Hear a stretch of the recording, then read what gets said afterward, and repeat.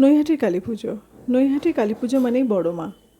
আমি তো বড় মাকে দেখালামই, আর এছাড়াও নৈহাটিতে যে বড় বড় পুজোগুলো হয়েছে সেগুলোও তোমাদের সঙ্গে শেয়ার করছি।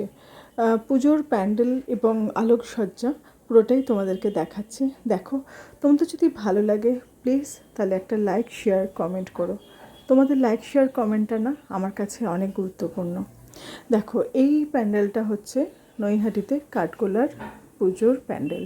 এখানে হয়েছিল যক্ষ রাজার দেশ বা যক্ষ রাজার রাজ্য, যাই বলো না কেন। খুব সুন্দর হয়েছিল, আমার কাছে খুব ভালো লেগেছিল, তাই তোমাদের কাছে এটা শেয়ার করলাম আমি। এটা হচ্ছে বাইরের মণ্ডপটা, বাইরে থেকে যেটা দেখা যাচ্ছে। ভেতরে কেমন দেখো, ভেতরে আলোকসজ্জা, এই যে ভেতরে ঢোকার পরে এরকম সুন্দর করে ওদের সাজানো হয়েছিল, বিভিন্ন রঙে আলোটা চেঞ্জ হচ্ছিল বারবার। এই হচ্ছে মানে মাতৃমূর্তি।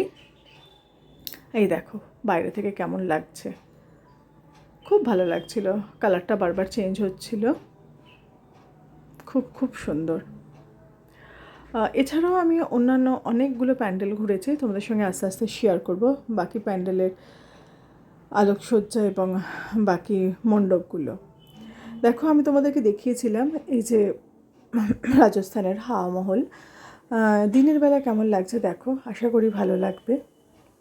এখানেও রাত্রিবেলাতে খুব সুন্দর হয়েছিল আলোকসজ্জা। এটা হচ্ছে হাওয়া মহলের ভেতরের অংশটা, এটা হচ্ছে মাতৃ প্রতিমা। দেখো,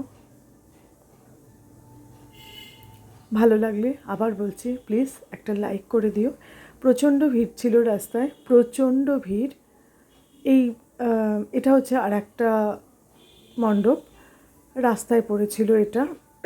সরি, কিছু ছবি তোমাদের সঙ্গে শেয়ার করলাম, যেটা রাস্তাতে প্রচুর আলো দিয়ে সাজিয়েছিল। কোনো রাস্তায় প্রায় বলতে পারো অন্ধকার ছিল না, সারা নৈহাটি আলোকে আলোকে আলোকিত।